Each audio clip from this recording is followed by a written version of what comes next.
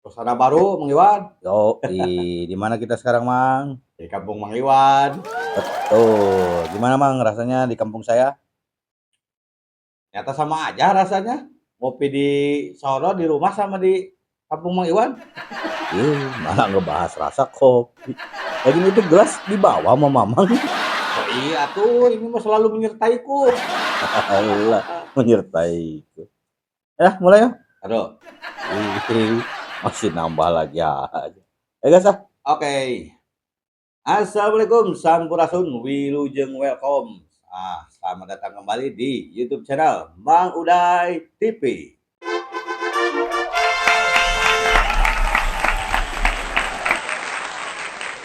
Ya, terima kasih. Untuk kali ini seperti biasa kita akan membahas apa saja yang sedang ramai di media sosial. Apa nih kali ini Mang Iwan yang mau dibahas? ini ada video kunjungan KDM di Papua, Mang. Iya ya, infonya udah ke Papua. Maklumlah kita kemarin kan di perjalanan tidak sempat ngudat ngedit. Iya betul, Mang. Terus? Nah, ini ada juga info-info menarik lainnya yang akan kita bahas, Mang. Siap. Baiklah, kita lanjut langsung aja ke video yang pertama tentang KDM mendarat di Papua. Oke, play.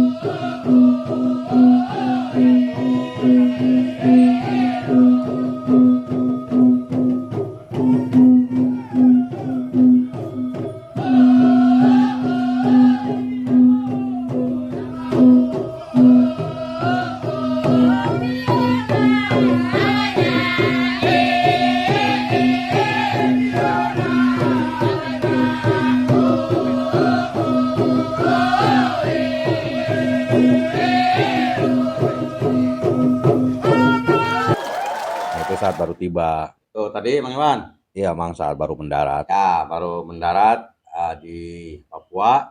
Betul. Itu kalau dari sini ke Papua bedanya berapa jam? Oh, jangka waktunya ya sekitar 2 jaman lah, Mang. Oh iya, duluan di sono ya. Iya. Nah, kalau selama perjalanannya itu berapa jam? Aduh, saya belum pernah ke sana, Mang. Sekitar 4 jam kali ya? Berarti kalau dari sini misalnya jam 7 pagi sampai sono bisa jam 12 atau kan ditambah 2 jam ya? Ya, kira-kira begitulah. Iya, jadi tambah kayak yang lama apa padahal mah sama aja. Iya, kesannya jadi lebih lama. Enak di sana kalau bulan puasa. Emang kenapa? Bukanya duluan, Mang Iwan. Oh, kalau gitu Mamang sahur di sini, ntar bukanya di sono aja gitu biar cepet. Itu yang bagus. Allah, jadi usul yang bagus.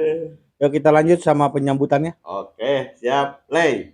Jadi disambut dan diterima selain oleh Sekretaris Daerah Provinsi Papua, Wali Kota Jayapura, tetapi juga diterima oleh Ketua Paguyuban Papua Jawa Barat Banten, Kirianto beserta ketua-ketua DPC dan para sesepuh dari Paguyuban Pasundan Papua. Nah, itu saat penyambutan. Ternyata banyak ya orang Sunda di Papua juga. Banyak, Mang, di mana juga ada orang Sunda, Oh Mang. iya, benar, saya jadi ingat. Kalau saya waktu masih live gitu ya, banyak dari mana? Dari Arab, dari Sumatera, Kalimantan, orang Sunda. Nah, bener kan? Terbukti.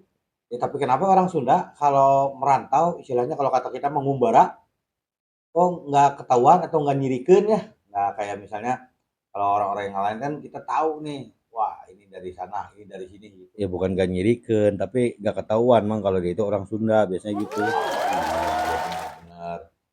Emang kemampuan adaptasi orang Sunda itu ya tidak bisa dianggap remeh. Dianggap remeh.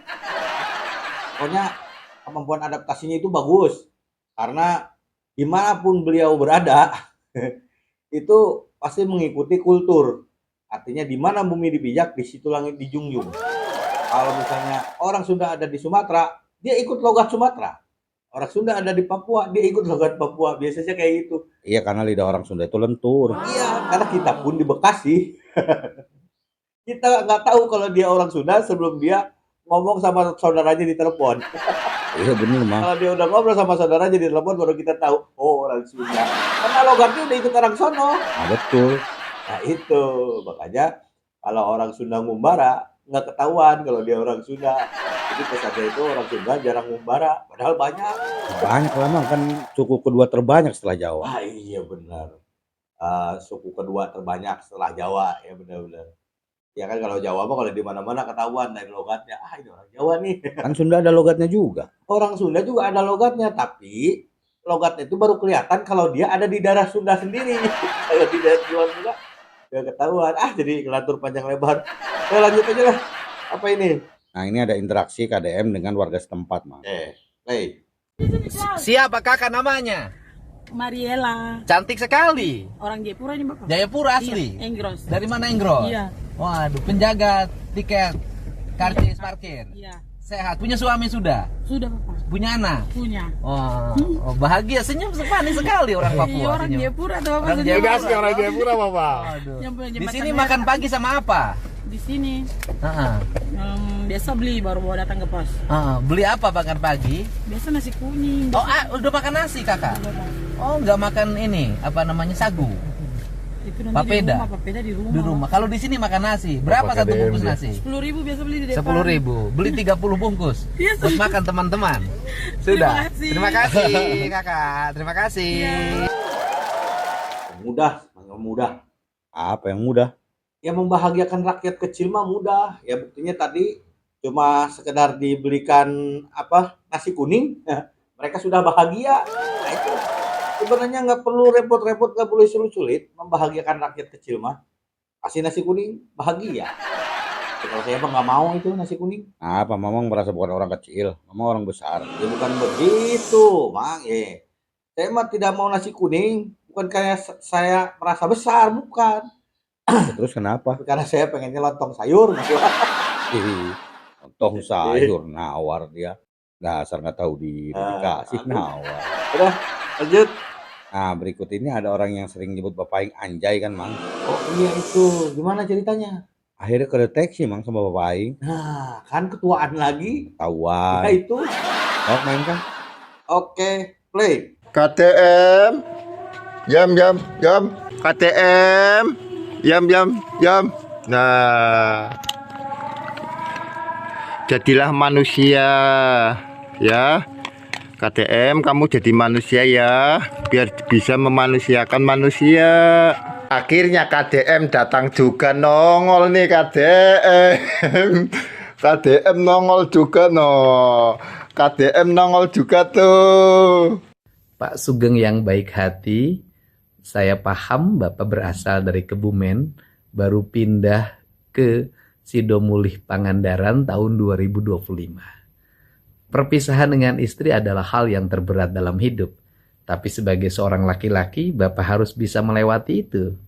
Saya paham Bapak mengekspresikan seluruh kemarahan dan kekecewaan pada lembur Pakuan, pada saya secara personal. Tetapi saya tidak akan marah pada Bapak.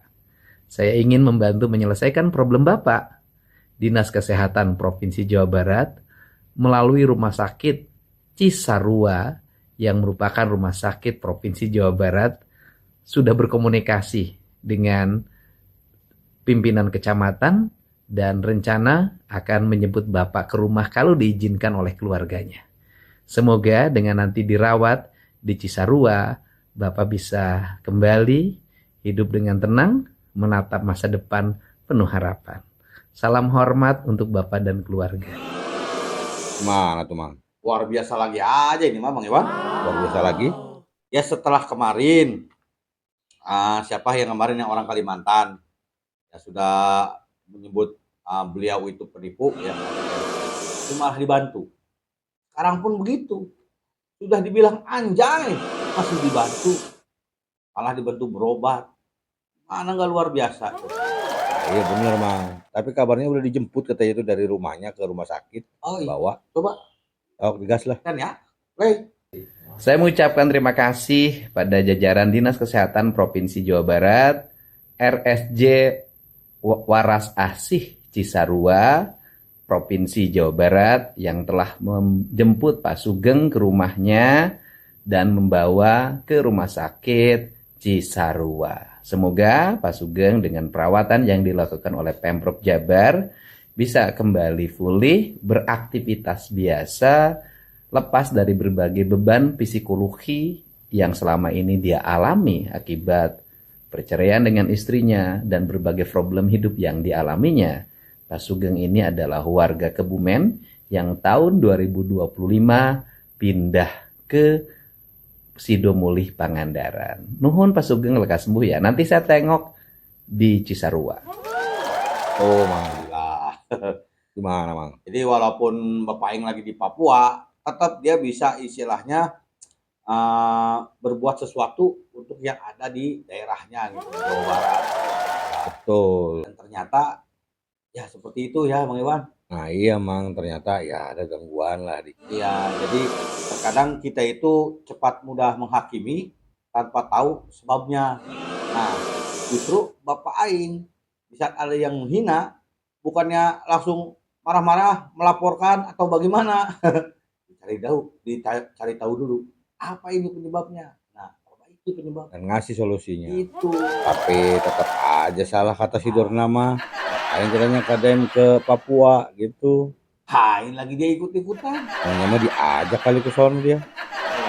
Dimainkan aja, Bang, biar tahu dia ngomong apa. Coba play. Lebay sekali ya. Deddy Mulyadi hari ini tiba di Papua katanya. Woi, Jawa Barat aja belum selesai. Itu bayar dulu tuh masyarakat Rumpin Bogor, Cigudeg, Warung Panjang. Bayar. Kayak udah selesai aja di Jawa Barat. Gimana tuh kata Mamang? Dia mah senang menunggu, Mang Iwan. Nunggu apa? Menunggu antrian. Oh, menunggu antrian? Ya, kapan giliran dia dijemput untuk ke rumah sakit Cisarua. Oh iya benar. Ini kan Pak Sugeng udah. Ya udahlah, kita sama-sama menunggu lah. Iya, giliran dia. Nah, sambil menunggu dia dijemput gitu ya. Banyak jelaskan tentang statement dia, Mang. Katanya KDM lebay ke Papua ngapain gitu. Kan Bapak Aing juga di Papua bukannya sebulan 2 bulan, bukan setahun 2 tahun atuh. Ini juga sebentar baru juga balik lagi. Ini kangen-kangen amat ya Dorna. Kangen katanya di Jawa Barat juga belum beres gitu dibilang. Ya, sekarang kan dia juga sering main ke tetangga, ke saudara. Emang rumahnya udah beres. Orangnya aja nggak beres. Udah tergantung kepentingan. Lagi pula nih, Bapak Aing mah di sana bukannya istilahnya ngadon. Artinya bukan ujug-ujug datang. Pan diundang, ada undangannya juga. Kalau cuma foto sama tulisan, ntar disangkanya dibikin-bikin. Ada videonya nggak? Ada videonya juga. Masuk dimainkan. Oke, kita mainkan. Play. Undangan untuk Kang Deddy Kapan? tanggal 27 Mei. Kang Deddy menjadi keynote speaker untuk pembicara utama tunggal di pembukaan konferensi. Kami ingin melihat model pembangunan yang berbasis pada kearifan lokal, dan ketika kami lihat, ikuti semua media sosial dan melihat sosok pemimpin yang memberikan inspiratif untuk bukan saja perubahan tapi mempertahankan eksistensi budaya, itu kami lihat ada di Kang Deddy di Jawa. Oh, diundang Mang Iwan. Oh, ujug-ujug datang ke Papua. Ngapain orang nggak diundang ujug-ujug datang? Emang Jaya Lampung? Iya betul itu, Mang. Kalau yang tadi tuh nggak diundang bicara juga dia ikutan bicara. Bener aja, Bang. Riweuh. Ya, dia mah suka repot sendiri, Mang. Suka milu riweuh, milu ribet. Atuh, Iya. milu riweuh gitu mah. Udah lah, sekarang mending kita dengerin pidato KDM waktu di Papua kemarin, Mang. Sok, dimainkan aja videonya. Ya lah, daripada kita mendengarkan si Dodol pidato, dengerin Bapak Aing pidato. Gas. Play. Terlambat, saya terlambat jadi gubernur sekarang, nyiapin calon manajer. Baru sekarang, nyiapin anak-anak masuk sekolah unggulan. Sekarang dibikin menyebar tiap kecamatan. Baru sekarang, terlambat sebenarnya. Papua yang belum pesat seperti Jawa Barat tidak boleh ketinggalan. Untuk itu, Bu Amen, Pak Sekda, dan Pak Wali Kota, saya menyiapkan beasiswa untuk 40 anak Papua.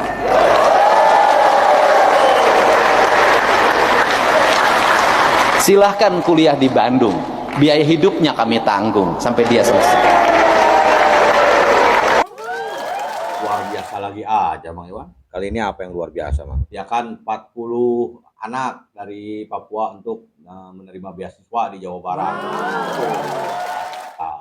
Dan ini bukan yang pertama kalinya, Mang. Iya, sebenarnya kan hubungan antara Jawa Barat sama Papua sudah terjalin sejak lama. Bahkan kan 2016 juga Bapak Aing kan sempat ke sana juga. Nah, iya betul. Iya, banyak yang sekolah di Bandung. Iya banyak.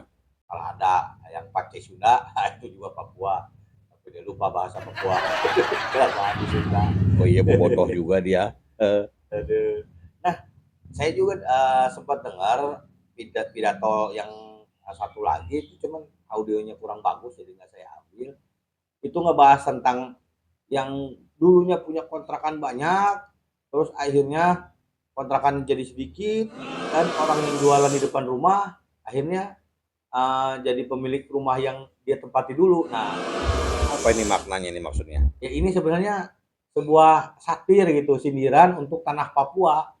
Karena orang Papua tuh seperti bukan tuan rumah gitu di tanahnya sendiri. Nah, kekayaan alamnya diambil oleh orang lain.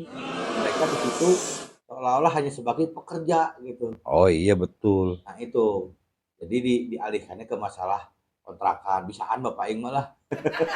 Nah, ngomong-ngomong soal KDM yang malah membantu orang yang ibaratnya jahat sama dia, itu udah pernah, Mang, udah sering. Oh, ada pernah juga. Ada, coba mainkan tuh, ada salah satu contohnya. Play. Jadi ceritanya begini, setiap saya kegiatan selalu banyak dompet yang hilang, handphone yang hilang. Dompetnya kosong tau nggak? Iya. Dompet saya itu kan kosong karena uang isinya sudah diberikan sama orang lain. Dompet saya itu setiap selesai acara pasti bersih. Paling hanya duit 1.000, 2.000 ada itu. Ada kan duit 1.000, 2.000 kan? Iya, Pak. Ya memang di sebelumnya ada 10 juta dompet itu. Tapi tahu itu dompet saya. Sebelumnya nggak tahu. Kok kamu tega sih ngambil dompet saya? Misalnya Pak nggak punya uang. Oh, insting. Dompetnya Pak, maaf Pak, dibuang. Oh, dompetnya dibuang, nggak apa-apa. ATM-nya ada? Ada Pak, Sudah semuanya. Sudah dibalikin? Iya Pak. Sama SIM-nya? Iya sama. Ya kan? Semuanya Pak yang ada. Kenapa kamu balikin? Kamu kirimin aja. Takut kenapa? Saya mah nggak pernah mukulin orang. Kemudian kamu udah berapa kali nyopet? Jujur aja. Hampir 3 kali sih Pak. 3 kali. Udah. Pernah ketangkap nggak? Belum Pak. Belum pernah. Oh, belum pernah ketangkap.